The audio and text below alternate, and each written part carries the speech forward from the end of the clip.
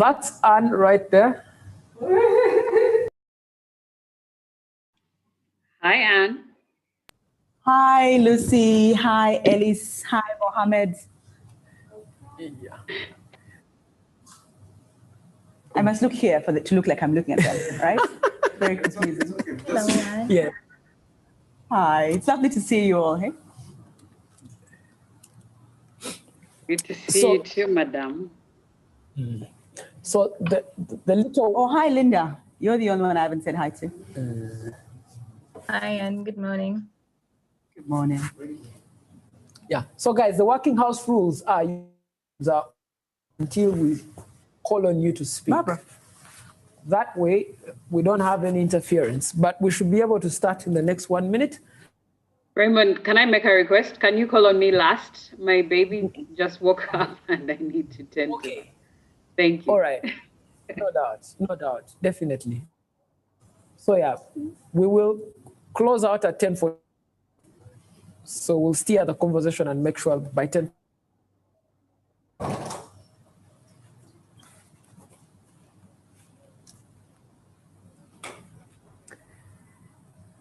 A good morning and welcome to the second day of the annual Leaders Gathering with the Leo Africa Institute. My name is Raymond Mujuni. I will be your host today for the panel that discusses beyond the, of course, COVID-19, which is the pandemic we're currently facing as the globe has upended many of us in ways unspeakable.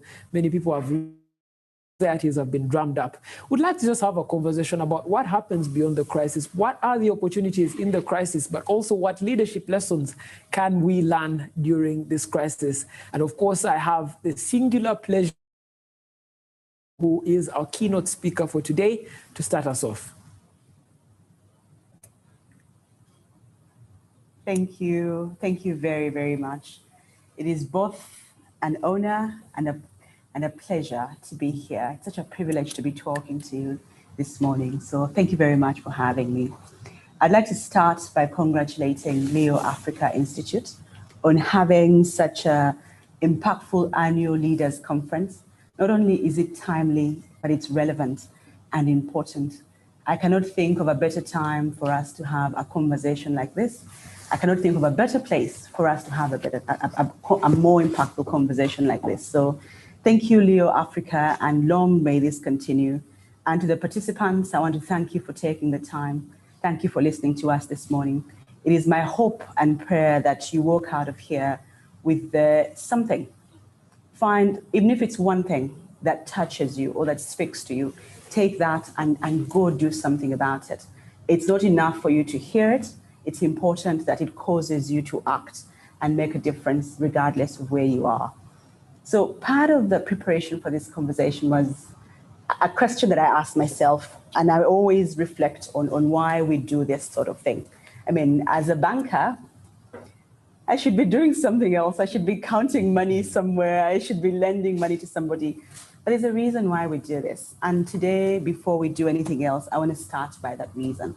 Why here today? Why do we as Stanbic choose purposefully to be here? And that answer is very simple, because our very purpose resonates and is fully aligned to what Leo Africa is doing.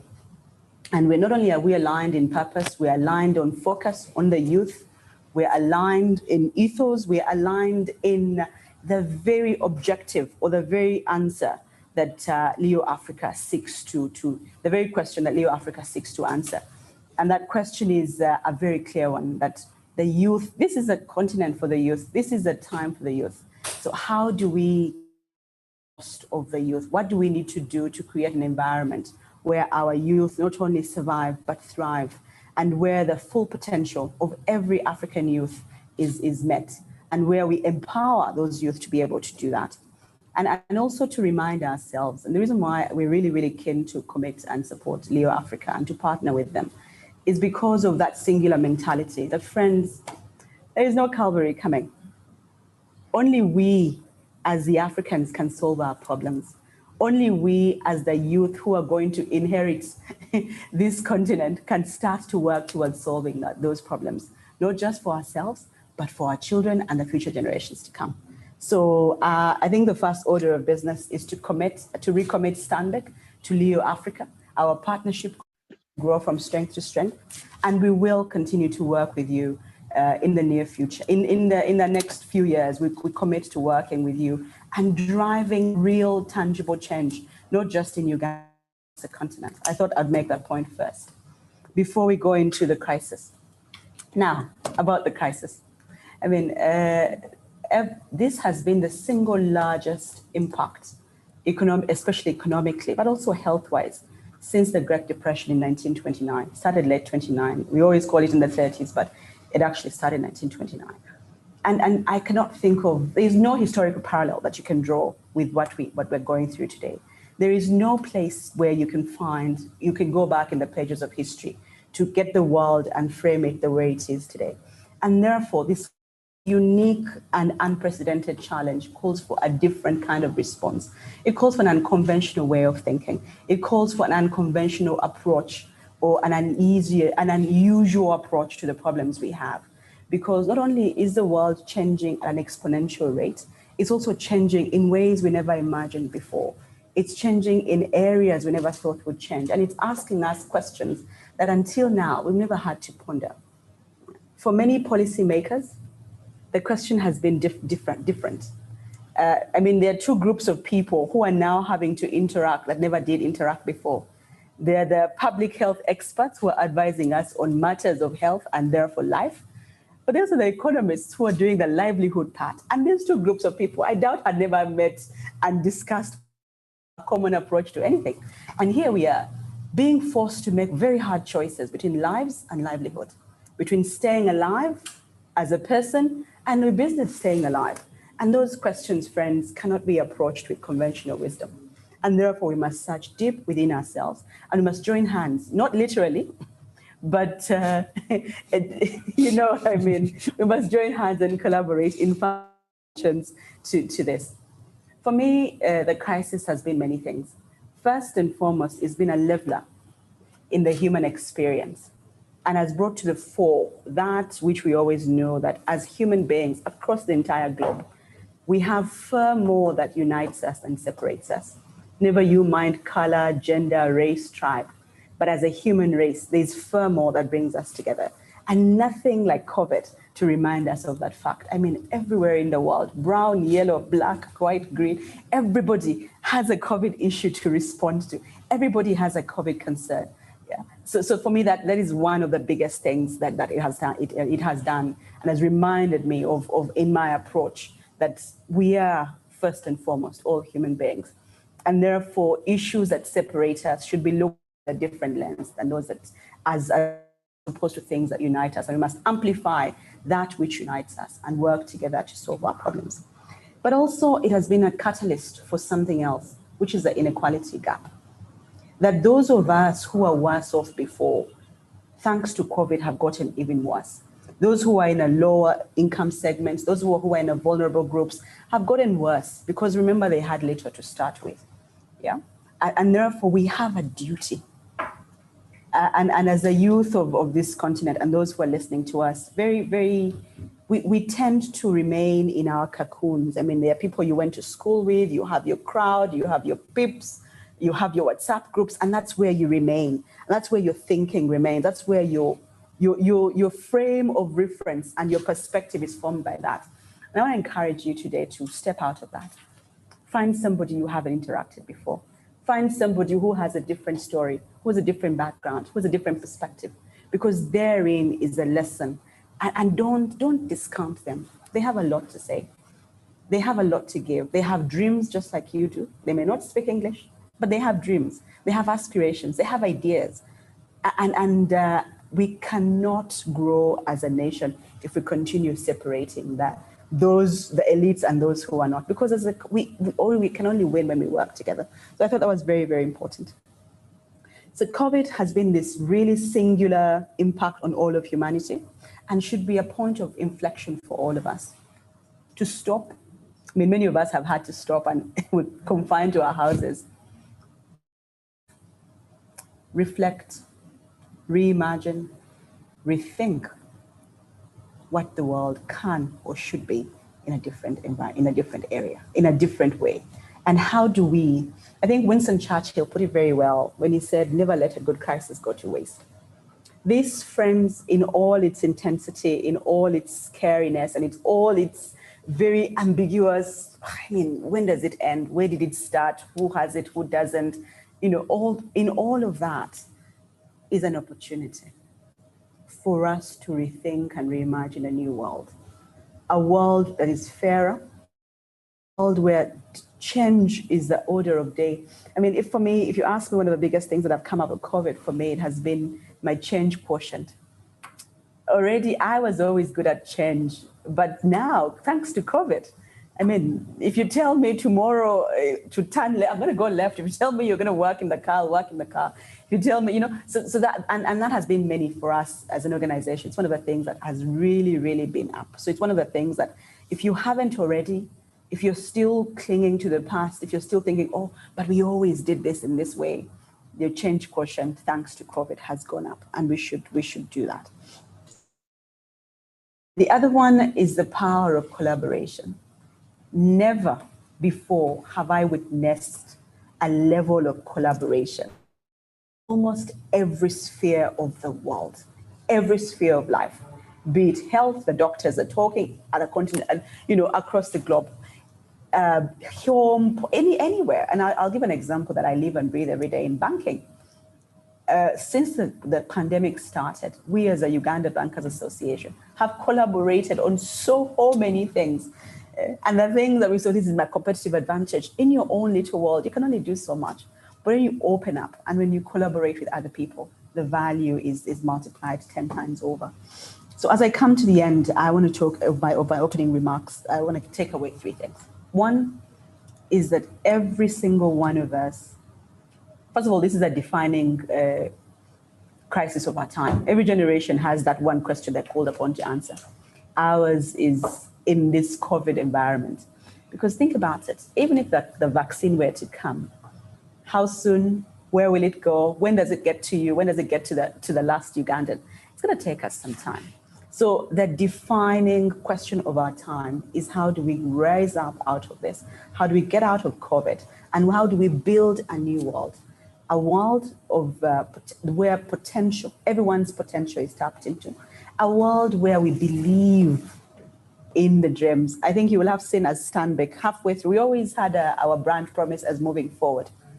And when the future became a bit hazy, so moving to where?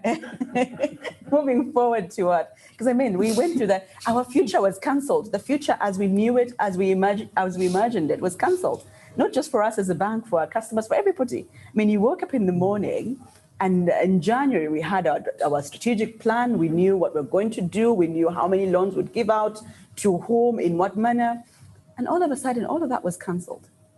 So we took time in March and April to mourn that cancelled future. But also in there, we came up with a new one.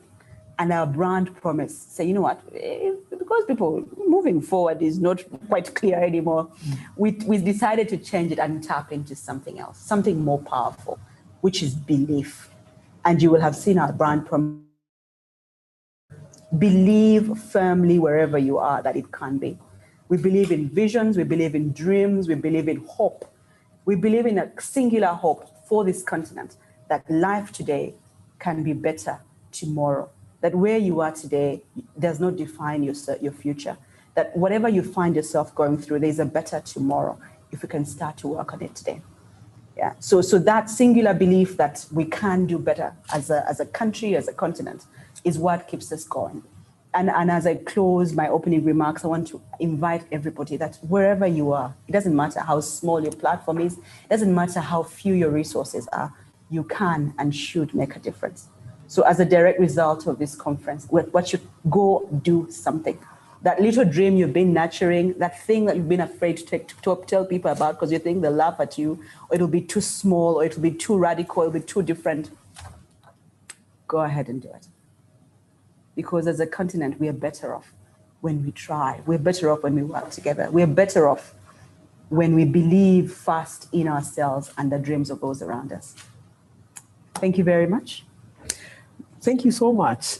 I don't know how they give standing ovations on webinars like this, but I a standing ovation because it was really powerful and moving. And I think that for me, it's when the pandemic happened first, there are many questions down the list, but one of them was, how much do I have in my bank to last me the end of, say, this pandemic? It's interesting to know that even the bank was worried about what can we do moving forward. So how, as a bank leader, how did the pandemic affect you immediately it hit? Because I know that April and May were not the very best, but how did it affect you immediately? It's interesting. That's a very interesting question. And for me as a leader, I've always my heart. The brain follows quickly after, but first it's my heart. And what I did, and I'll speak about my personal experience, but it also extends to the entire leadership team in Stanbic. We led with empathy. We continue to lead with empathy. And that's the first part, that never you mind the P&L. Are the people okay?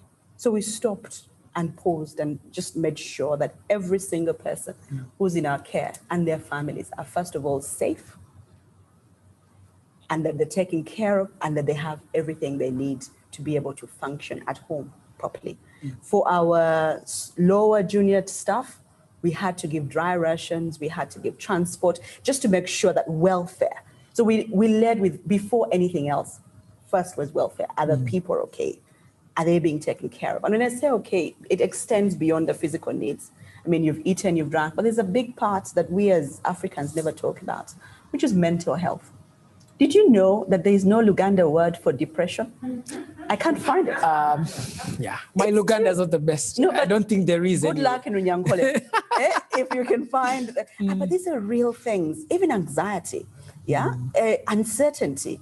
We don't really pay attention to these things, but they're real, and they affect people. So back to your question, we led with empathy first, making sure that our staff are all right, both physically and mentally, dealing if I come to work, I'm going to die.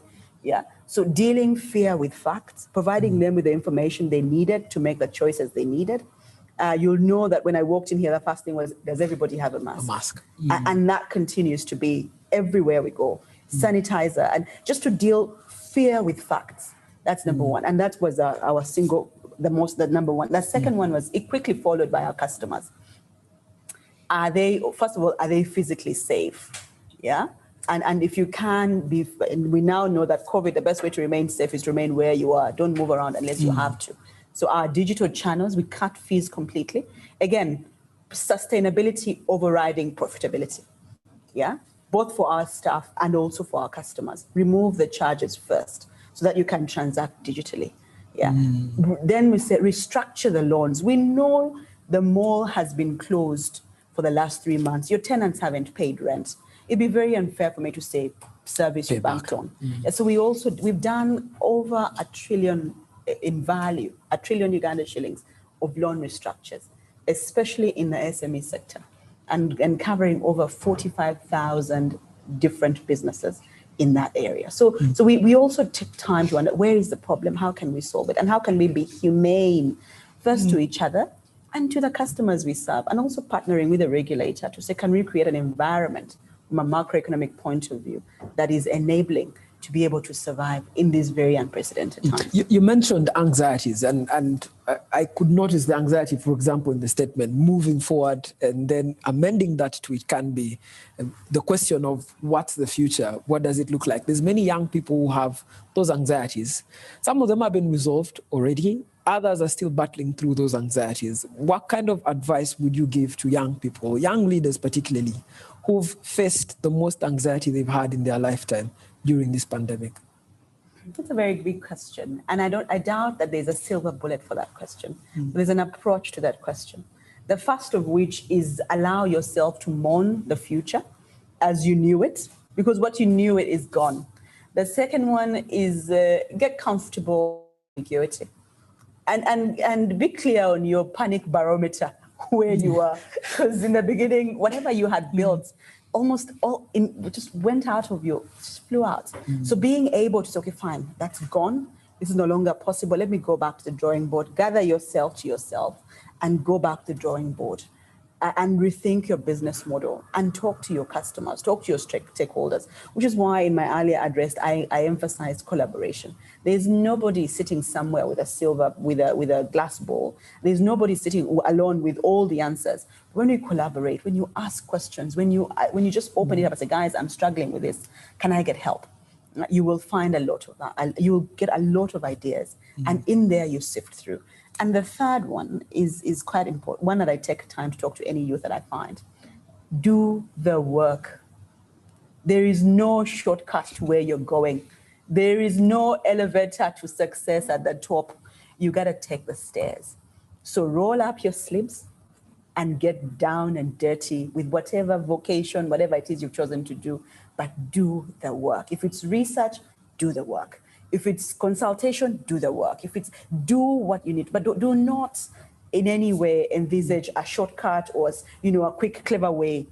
Those who will do the work will reap most out of it. Those who consult widely and more will get most out of it. And above all, when you're done with all that, take action. Do it. Be brave.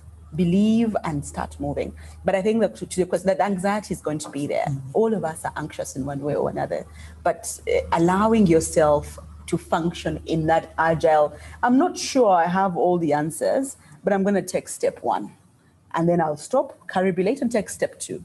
And then take step 3. And if it's not working, it's okay to turn back or to change direction because it's not working. So that is the anxiety that the only way to deal is to accept it and to deal with it.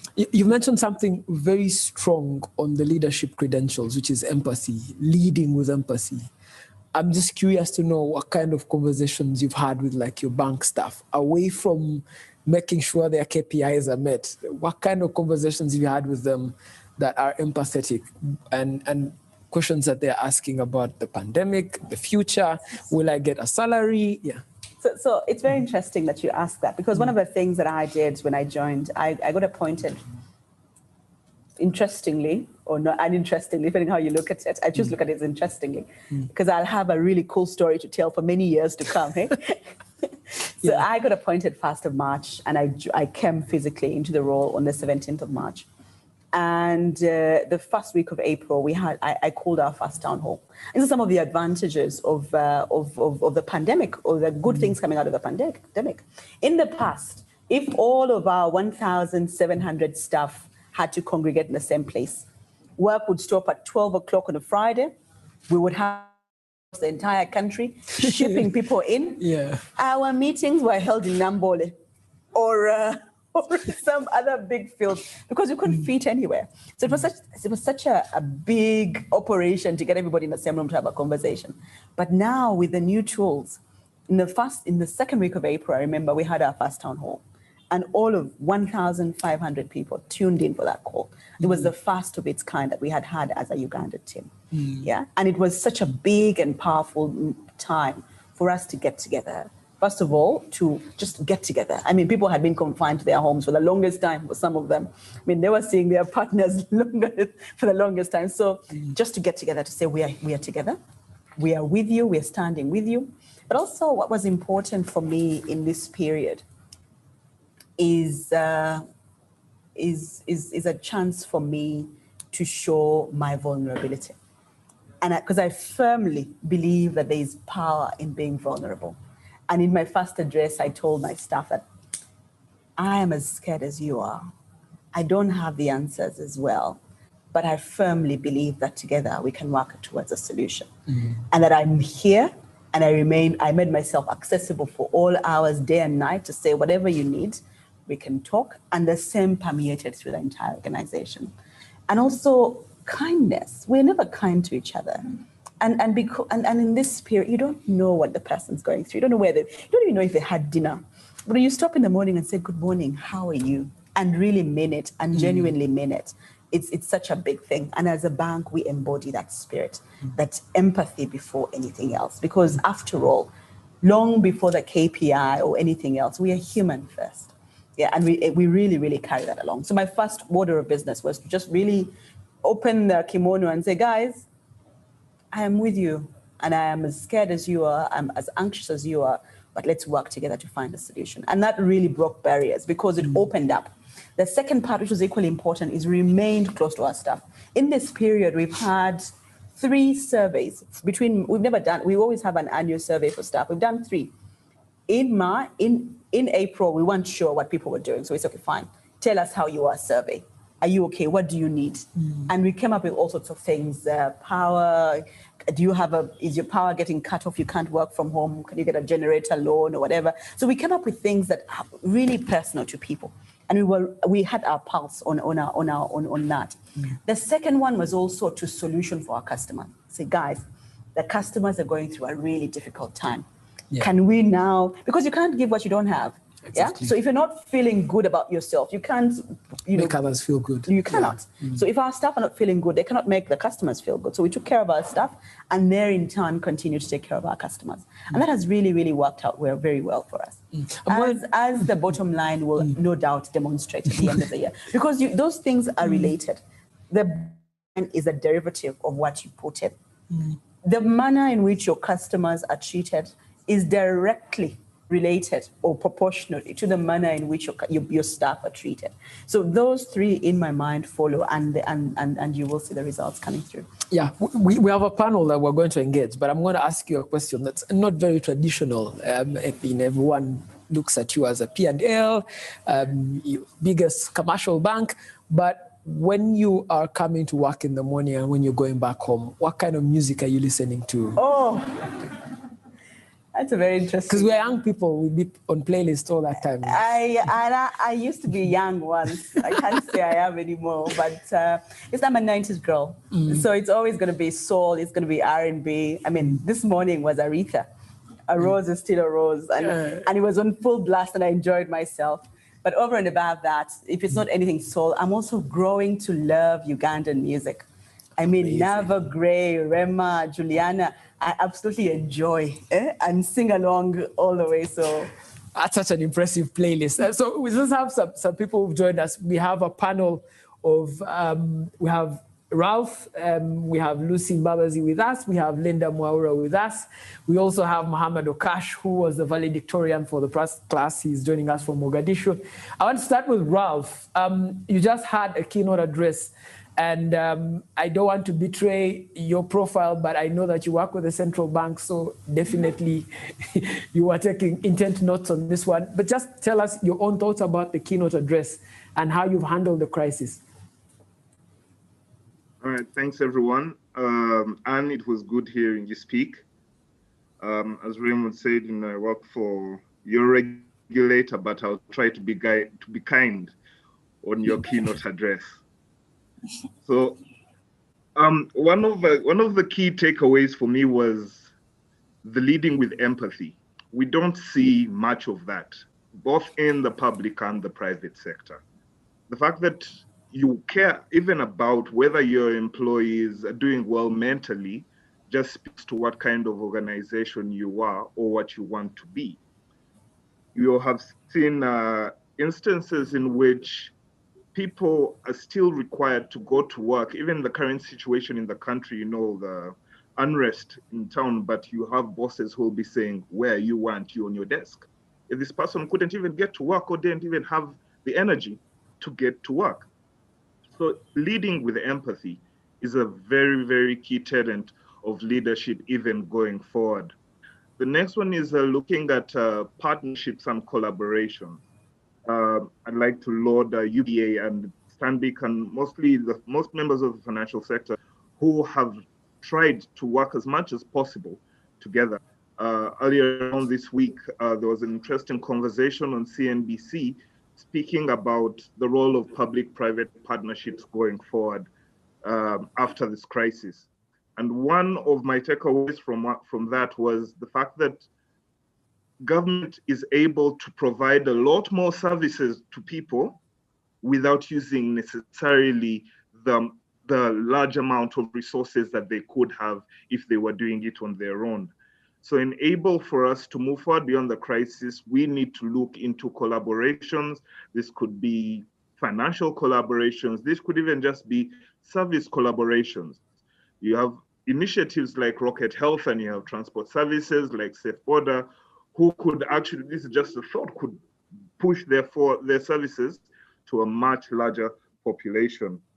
And I think my final takeaway from what was a brilliant keynote address was about stopping to reflect, reimagine, and rethink the way in which we work.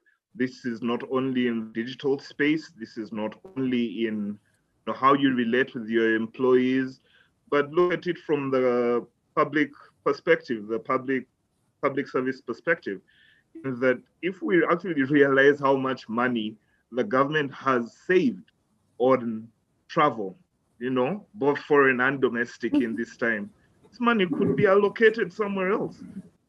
And as Raymond said, I can't betray my vocation at the moment, but it is important that we look into finding a balance between decreasing expenditure while putting in place all these policies that will enable the government give and allocate resources where they're most needed. At the moment, you're looking at the health sector.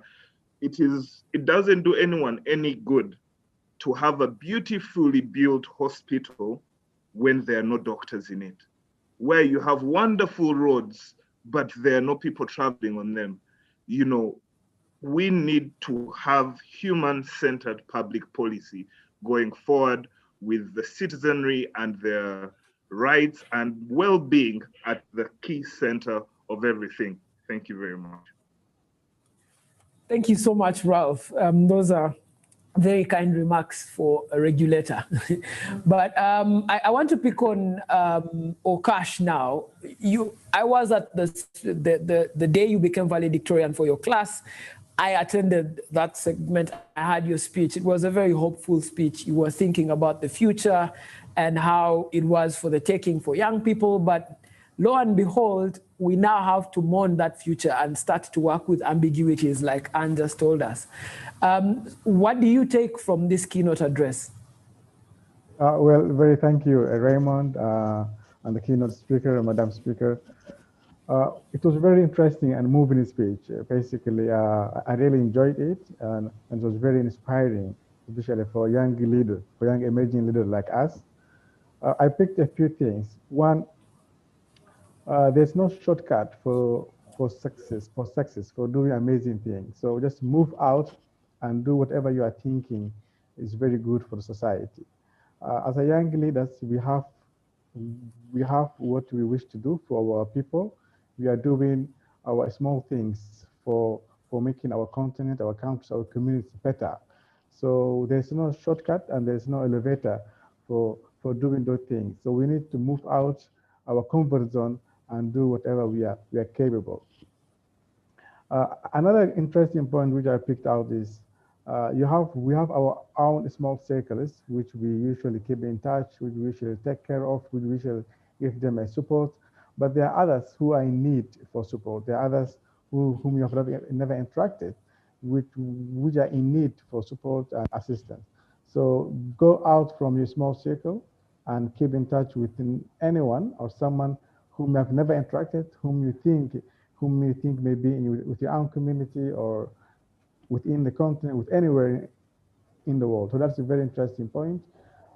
It shows an empathy. It shows an leadership. It shows an inclusive leadership. Those are the pure values that our current leaders are missing out today. We need a leadership based on values, a leadership based on human-centered public policy, as Ralph said, which delivers really an input and a result-oriented.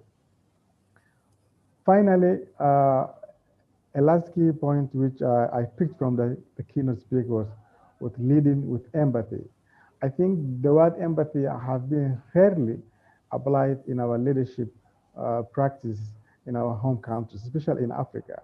I think we need leaders who lead from the point of their citizens, especially for those who are in 80%, those who are below, those who are living in poverty line, those who have been affected by inequalities, those who have been affected by violences, their voice have never been amplified or never been heard or never been given space in decision-making platforms.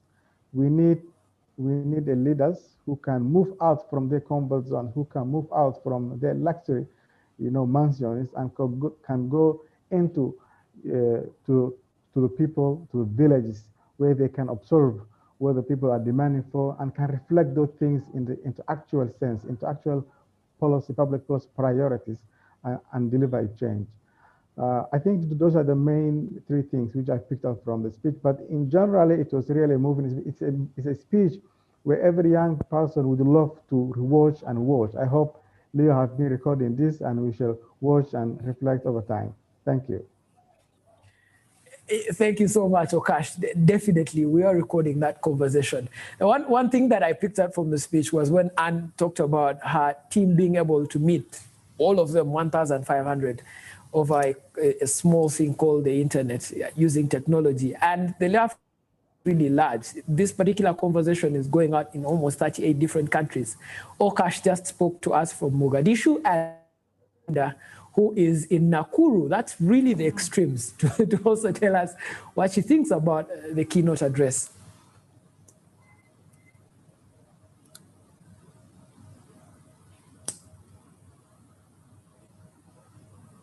Hi, Linda. Hi, Raymond. Thank you so much. I appreciate Anne's great leadership, and it's quite touching that she began from working with her employees and ensuring those that are junior employees have something to eat. She basically started from home, where that is where we should start before we go out and move out and be of impact to others. And some of the key things that I noted from her speech is leadership and empathy. As a leader, you have to lead with empathy, and clearly that really came out well in her speech. And another thing I noted is when she mentioned about taking small steps, no matter how small people think your dream is, no matter how big, no matter how ambiguous they may think your dream is, but taking that first step, and even in the middle of a crisis, we know that there are innovations and businesses that have been started in the middle of this crisis, and they are thriving. And I took that point where she said that take the step, begin, be able to reflect, and finally be able to implement so that you can work on that small and big dream, and also so that you can be of change to yourself, the community, and even to the globe. And one other thing is I like the part that she kept acknowledging that the future is youthful. And right now, during this period, we have seen many young people coming out, doing things, talking about their mental health, talking about issues that they are facing on the internet. And all these things have really been encouraging to people far and wide across the globe. And finally, I think this is an eye-opener that the future is in technology. The crisis has taught us that we need to be able to adapt to technology. I believe last year, someone came and told us that we're going to be having this kind of meeting with over around 38 countries represented. Nobody would have thought that it would have been possible to do it virtually. But the crisis has also taught us that we need to start embracing technology. And yeah, I think those are my key points that I noted from the keynote speech. Thank you so much, Raymond. Thank you so much, Linda, for that. Of course, when I got into this network, one of the people that always spoke very intently about the Africa that we want is Lucy Mbabazi. And she kept telling us, you know, you can't Africa you want. Now, Lucy, I don't know that if the Africa I want is the one that's in a pandemic, but lo and behold, we have it. One of the things has been, how do we navigate ourselves away from this crisis using basic leadership principles? And I'd just like you to speak to that, but also to tell us your own thoughts about what the keynote address was. Yeah, thank you so much, Raymond. And that was brilliant. I was here clapping because first of all, women in leadership and women in leadership like Anne is really inspiring. That was fantastic. The key takeaways that you mentioned that I think about so many times is, there is no cavalry coming. It is we that have to do the work to build our continent. And I think the pandemic has been one of those great equalizers in many ways, because we all stood still, the world stood still at the same time for all of us. Rich or poor, you couldn't access what you need as you needed it. And indeed, that old normal is gone. And it was also a great accelerator for digital. And I was so happy to hear you mention how you had to really take care of your staff in order to take care of your customers. Happy staff, happy customers is essentially how society works, right? So we can't move forward unless we are all well taken care of, and to go to the heart of what matters most, which is how people are doing, is amazing. And hearing how digital made it possible for you to meet outside of a stadium and virtually, in my old job at EcoBank, over 10,000 employees also were meeting in town halls, and it was really remarkable to see that something that was so opposed before is now being embraced. The other thing which also spoke to what I love doing, which is the whole cashless Africa business, is the removal of fees for, I don't know if that was a move by the bank or it was mandated by Ralph, but it's something that we saw a lot of during the pandemic. And we always think about digitization in a way that it has to be meaningful for people, and it has to be meaningful in such a way that it is better than cash. So the biggest blockage to digitizing our economies is the cost of banking, the cost of transacting, and to see financial players actively remove those barriers was inspiring. Although during the pandemic, a lot of those fees were waived. Now we're seeing a return of of those fees. But yeah, the Africa we want is one where we have to do the work, like the board chairman of Leo says, to do the work of building the Africa that we have right now. The pandemic amplified the need for us to digitize our economies. This morning I was reading about the Kenya governor talking about how there needs to be more investment in connectivity, more investment in digitization in order to really help us recover quickly, and also include more people into the economy. For Africa, the pandemic amplified, when you look, majority of us are working in the informal sector, hand to mouth, wages are not digitized. When the pandemic came, many of us were stranded as a result of that, because we were typically used to lining up for cash. Now we are stranded, there's lockdown, and we can't get cash. So it really amplified the need for the continent to digitize our economies by digitizing wages, digitizing the way we do business. Shops were closed, supermarkets were closed, markets where majority of us transact were closed. So if we swiftly digitize, which is an opportunity for our young leaders, our emerging leaders, to innovate around how do we bring more people online, how do we design solutions that are meaningful for everybody, for that lady who sells fruits and vegetables alongside the road or in the market.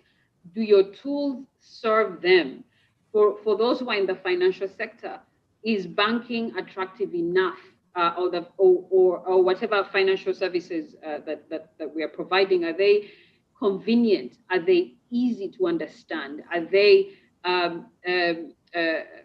affordable? As it is right now, as I look from a Rwanda vantage point, where I took some time to I had an intern look at the pricing of banking and mobile money and everything in the context of moving everyone online. And it's really expensive. Banking is expensive, mobile money is expensive.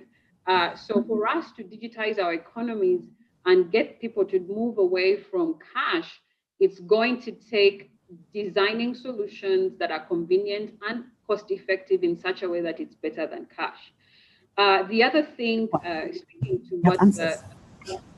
what Anne mentioned around, there is no cavalry coming. Donors whom we typically depend on are looking within because they have their own problems. But we have so much cash in circulation that if we digitized could make a difference in developing our economy. So digitization is directly linked to resource mobilization. So all the monies in the economy, whether it is my 500 francs or someone's millions of francs, if they're all in our national treasury, I'm sure Anne and Ralph would love this. If all these monies are put together and in our treasuries, then we don't have to depend so much on, which I hope we can in the Africa that we want, get away from needing donor aid, because we do have those resources here. We just need to congregate them and bring them into financial institutions and make sure that everybody has equal access to financial services and tools in such a way that we can equally participate meaningfully in building the Africa that we want. So I was so touched by the speech, and it spoke so much to what I saw COVID as I sat in my house. It was a great equalizer. All of us were stranded at the same time, stopped at the same time, and also an accelerator on why we really need to digitize everything from wages of everybody, the way that we do business, we need to get online, logistics, everything has got to be done. And as we do that, I believe that Africa can stand on our own feet with the resources that we have. We can borrow locally from Stanbic Bank instead of going to an international bank to borrow. These are all things that we can do when we digitize. And I really look forward to hopefully seeing more of that work done, especially in my new role at the Better Than Cash Alliance. So thank you so much. That's it, Raymond, for now. Yeah, thank you so much, Lucy. Those are very, very, very strong points that you've made. And I want now to return to Anne, because we'll have a few minutes before we close out. Therein, in the pandemic, came an opportunity. The platform we're using, Zoom, just skyrocketed, even listed on the stock exchange.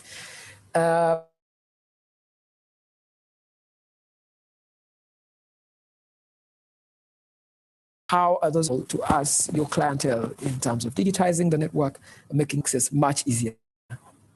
How much time do you have? Because I have a long list of that. Anyway, the first and the biggest opportunity for us as a bank was to introspect, to look within. We've always done well as Stanbic Uganda, but we have felt that we are falling short of our purpose. Our purpose, we always say, Uganda is our home, we drive her growth. And for the longest time, we've tried very hard to everything we do is in service to that purpose.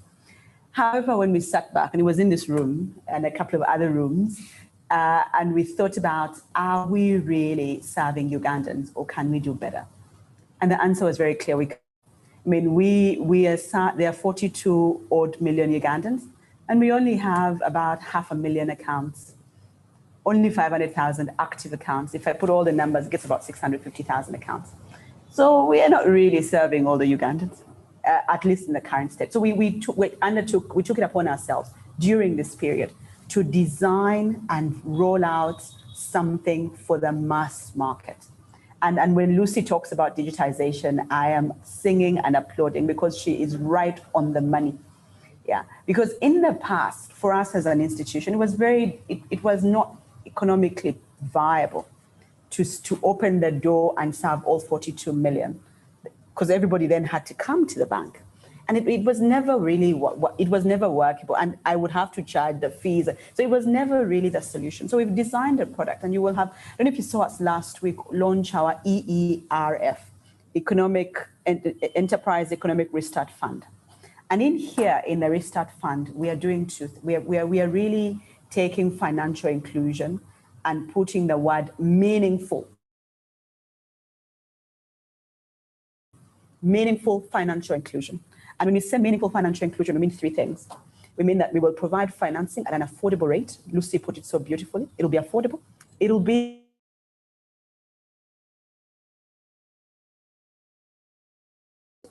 and the third, in a language that the customers understand. Yeah. And those three things are where single time you get much controversial as money and put them in a different language, you're just adding, you're just making it difficult for everybody. Yeah. So we're doing this again using collaboration. So we're partnering with all the circles across the country, and we're going to do three things for them. One, we'll provide funding for them, which is at a lower rate than you get ordinarily. The second is we're digitizing them so that the circle itself has a clear record of how many customers do I have, how many savers, how many borrowers. Third, and equally important, the digitization journey continues on the market stall, to the border guy, to everybody who's part of this economic activity. As long as you are arranging yourselves in an economic activity under a circle, you will then get what we're calling our wallet, where the circle can disperse funding into your wallet. And when you're repaying, you're paying from your wallet into the circle. So the point is there cash involved, but also the convenience of the fact that you never where you are to continue to serve. And the third and equally important, think about the way we're set up. Usually circles operate on market days. The market day is on Wednesday. Yeah. So you got to collect your savings until Wednesday. And then you got to trek. It's a long distance. You walk to where the circle is. And for you to either borrow or deposit. So can you imagine being able to do this without having to come? But also you start to have a financial record in your little wallet, in this little shop that you run. You start to have, how much did I borrow? How much did I lend? Yeah, at what rate? How much is my business worth? And our aim really is to have, we're calling it a financial passport. Because when you have a record, you can then stand on your 2 feet and get access to financing anywhere. As bankers, our lending decision is governed by two things. One, ability to pay. Two, willingness to pay. So, and your ability to pay is always a function of a historical record. And for many of our people in the lower end of the pyramid, there was never a record. Yeah. So it was very difficult to say, I mean, Raymond, how do I know what you can know, And we were always asking them of things that were not only unfair, but also unachievable. I mean, bring your bank statement. I don't have a bank statement. Bring your electricity bill. Bring, there's no power in my house. So the way we were set up was not set up to win and was not set up to serve that market. But thanks to COVID, and that segment is very controversial, but indeed it made us think differently to say, how do we serve this particular sector? And how do we serve them in a manner they understand? And how do we bring it closer in a circle with your neighbors, with people you know and can work with? And that is where the willingness to pay is also taken care of. I mean, you can't leave the village. Where are you going to go? So in your circle. But what we're also doing is we are bringing training into this. We're not just throwing money at the problem. If you're organized around coffee farming, we are bringing a coffee farming expert into that. If you're organized around border, we're saying, come, let's bring a safety expert or border, whatever. And the power of collaboration is going to come alive in this new endeavor. So thank you, Lucy, for bringing up that point. And we all have a duty to make things different. Now, Stanbic has come up with this. You start something else. Come and tell us that I have organized the following group of people. We're doing this and this. I want to join the circle proposition. Let us collaborate. Let us do things. Like I said, if you walk out of this 3-day conference with just one little idea that is going to impact just the 10 people around you, just start there. If your nucleus of influence is just the people, that 10 around you, start there. And and move into a different direction. But Lucy put it so very well. Digitization is going to make a difference. And for us as youth, I can't say that anymore about myself, but for you as youth, we accept you. an honorary youth, yeah. This is we are digital natives, so we are playing to our strength. Yeah, this is something that we know how to do. It is not as foreign as all the other things that are being called upon us. I mean, you finish your degree and they ask you for experience. You don't have it, yeah, but you know digital stuff. You're digitally savvy, and therefore you can play to that strength, because the world for a digital economy has never been better than it is now, and we have to start.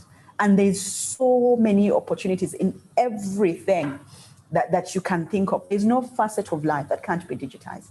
Whether it's agriculture, whether it's health, whether it's education, there's so many things you can do. So get out there and do that. And very finally, what set of values does one need to go through this pandemic?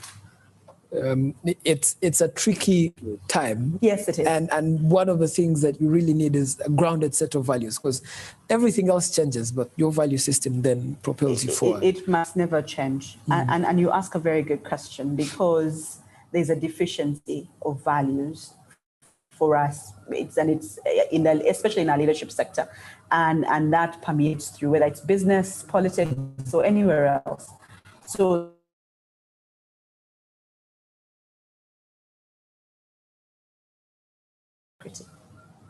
even when the going is hard, even when you can justify it to yourself, I have a very good reason for taking we are in COVID, things are hard.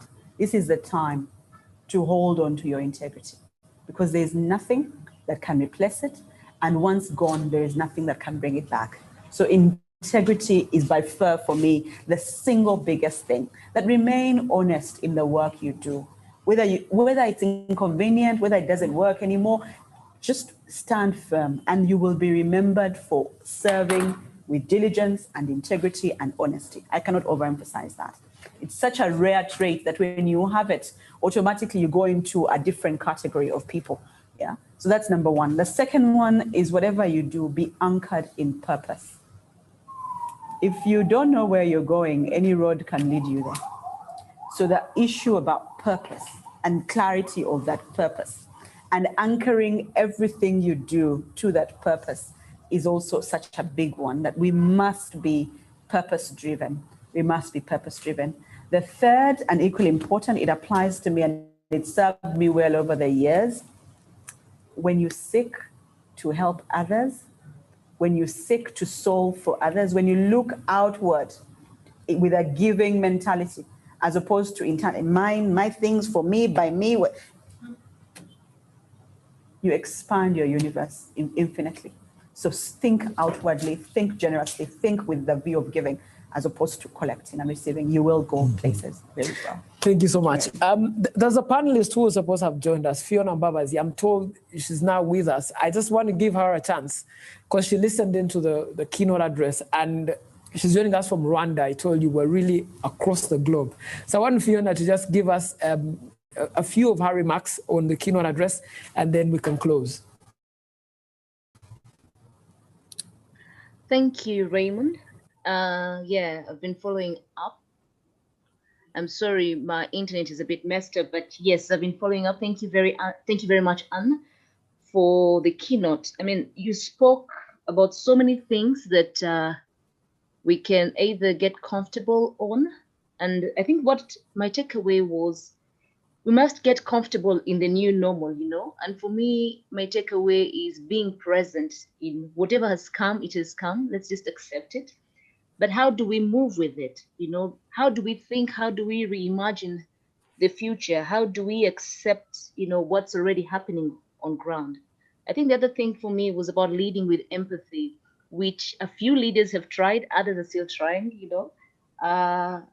Yeah, so that was just my takeaway, Raymond, as I listened in, and just what she just touched on, the values, which is also the core of, for us fellows at the Leo African Institute, servant leadership. It's about giving back to the community. It's not just about you.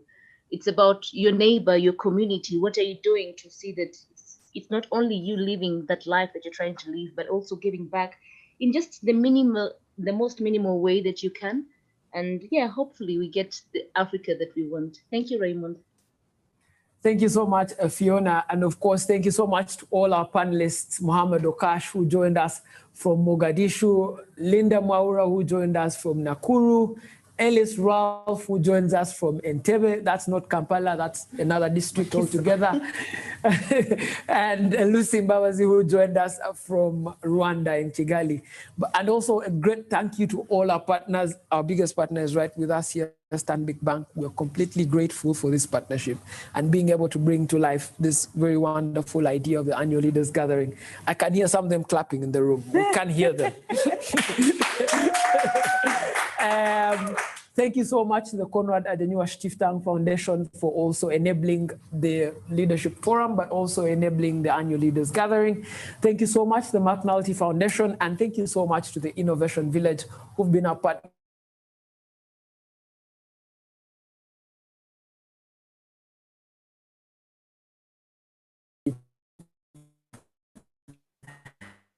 We listen to a poem by Nzensuruga. So let's have ourselves some poetry.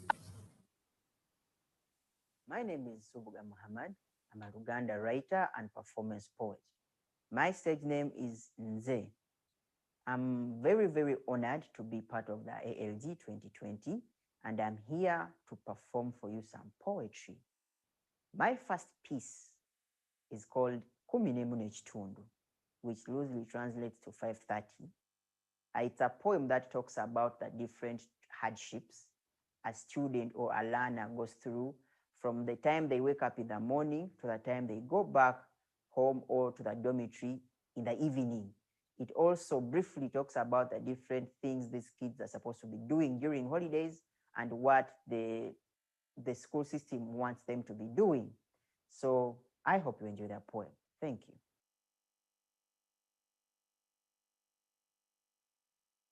Kumi n'emu n'ekitundu. Emmambya tennasala.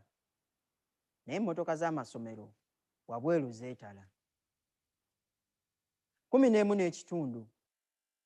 Obunyonyi tebunnazuukuka naye owa P1 yatunula. Kumi n'emu n'ekitundu. Enkoko tennakookolima naye abatogo bazuukuse.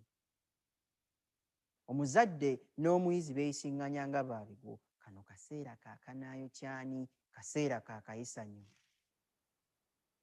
Amazzi ga caayi agookya mu kikopo, emigaati emisiige n'ebboto y'obutunda bitegekeddwa, ensawo y'ebitabo yasuze wansi wa kitanda, yunifoomu teyakaze naye ngolole. Oyagala toyagala ojja kugyambala. Engatta akaguwa akamu tekalabika, eddagala ly'amannyo lyaweddewo, ebizigo byaweddewo, akasanirizo kaabuze. Kumi n'emu n'ekitundu. Emmotoka tekyakulinze. Omwana vaani emulese.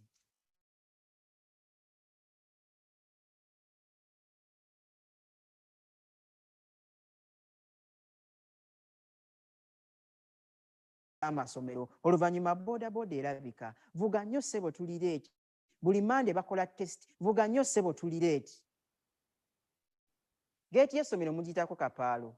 Ekibiina kirimu abaana 13 abasigadde tebannatuuka. Kyokka ekibuuzo kiyiseeko eddakiika 3. Ensoma y'ennaku zino. Omuzadde n'omuyizi tewakyali njawulo. Si wa nassale oba primary. Abava ewaka n'ab'ekisulo tewakyali njawulo. Eyo ensoma y'ennaku zino. Olweggulo babata ne homework. Okwo kw'ossa ababa tebamalirizzaayo class work.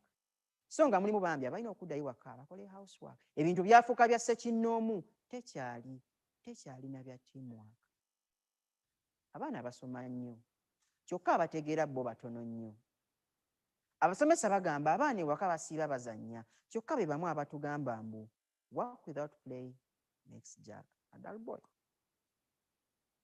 Kuno kw'ossa okusoma holiday ne holiday package. Naye wadde okusoma kulungi naye n'okuwummula kulungi nnyo. Wadde abaana basoma naye ddala kiki ekikeeza omwana owa nassale P1 essaawa 11 n'ekitundu ez'okumakya. wadde wabutasoma buluma bukulu naye ndaba n'ensoma ennaku zino egenda eggwamu amakulu. Kale wadde nazze kwogera naye saze kusaba kalulu. Welcome back from Kuminemu n'ekitundu. Now, this second poem is called Agali Awamu. Agali Awamu is a Luganda word that loosely translates to people or things coming together to do something which can't be achieved when you're only one. And it is a poem about climate. Since climate crisis is one of the themes, I thought, why not? So I dropped in Agali Awamu.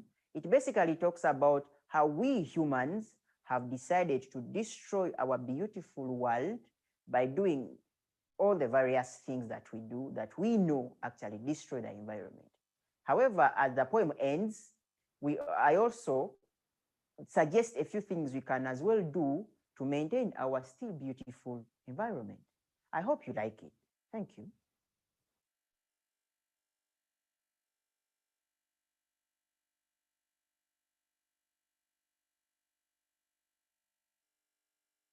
Bagamba amazzi bwe bulamu nga tosola bwayise era kitta kimanyidde ennyanja etta mu bubi. Abaffe ennyanja nga tennatutta ffe tugenda okugisaanyaawo. Ennyanja enaatutta etya nga mu yo ebikebe obucupa n'obuveera mwe tubisuula? Ennyanja enaatutta etya nga amakolero ebicaafu mwe gayiwa?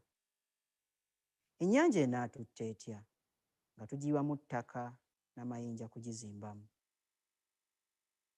Ewaffe obuveera bwa mugaso. Ewaffe obuveera bwa mugaso. Ab'oku kibuga babukozesa okuboobeza ettooke endagala za bbula. Enkuba bw'ekusanga teweetaaga manvuuli ng'olina akaveera. Abatunda empuuta buwunga babukozesa okusibamu ebyokulya. Wali osambe ku kapiira akakoleddwamu kaveera? Supertere ne tubeless toyoya. Newankubadde kakola bino byonna, akaveera obulabe kajjudde entoko. Bwe kalegama amazzi tegayita. Omukka gwako nga kwokeddwa tabbu njereere. Yitako mu myala olabe oba agiyingiddemu obuveera amazzi gatambula. Weebuuza twaba ki? Laba tuli ku ttabi lye tutuddeko ate lye tutema. Ensiko tugikumyeko omuliro tugobe ebisolo tuzimbe eggoloofa n'amakolero. Ensiko tuzikumyeko omuliro tufune ettaka tusimbe ebikajjo n'emmwanyi. Ebibira tubisaanyizzaawo tufune amanda n'amasannyalaze. Laba tusula mu mategula, ebinyonyi bisula ku waya z'amasannyalaze. Amazzi gakulukutira gye gaali gakulukutidde. Awaali entobazi wayimiriddewo makolero, masomero na butale. Teweewuunya lwaki bw'etonnya gakulukutira mu ndibota za ngoye. Teweewuunya lwaki bw'etonnya etwala mayumba, masomero n'amamotoka. Omusana bwe gwaka mu nnimiro, gwaka mu buwompo bwaffe, gutuuka ne mu nsawo. Enkuba yatonnyanga ne twesunga okubaza. Kati bw'etonnya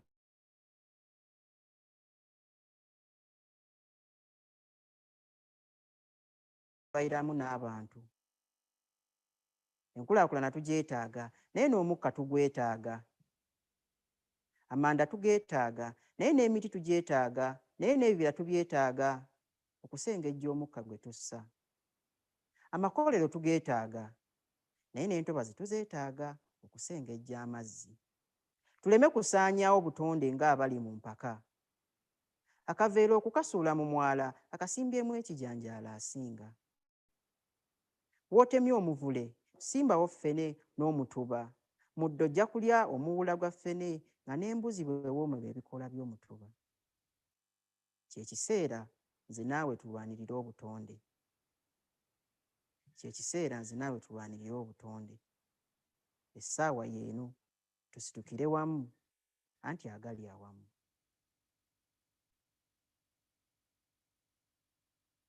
Hey, I'm back. Now, this is the third and last poem from me to you for the day. And this is a love poem. This poem is called It's to Me.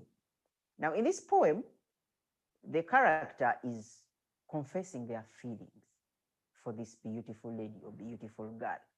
And it is a poem that uses simple but relatable metaphors. And it's basically a poem that talks about different things. The character employs different things, different themes of life to suggest and express their feelings for this particular kind of person they are talking to. I love it. I hope you will love it too. Thank you very much. Mukulu, tukulinze.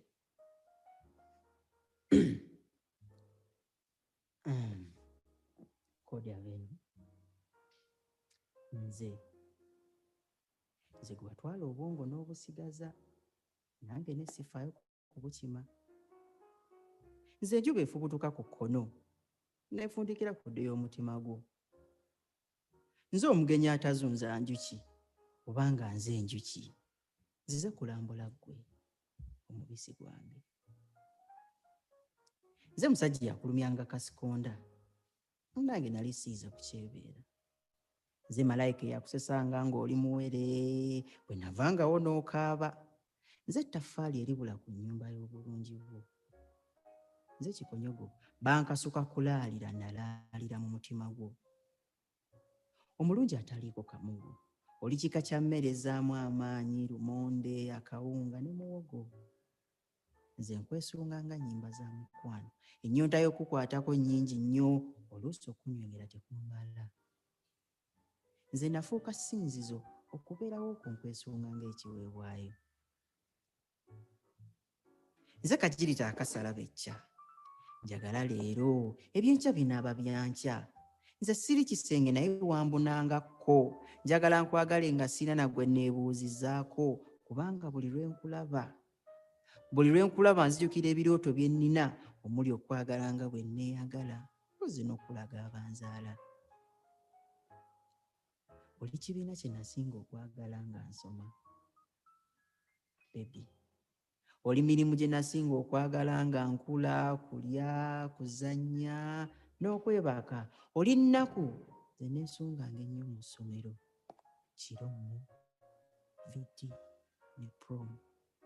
Oli mawulire agankubyanga enduulu, teri prep, somesa taliiwo, amasannyalaze gagenze. Nze kabiriiti akakwakira mu bunnyogovu ne mu mpewo. Nze kintu, beera nambi wange.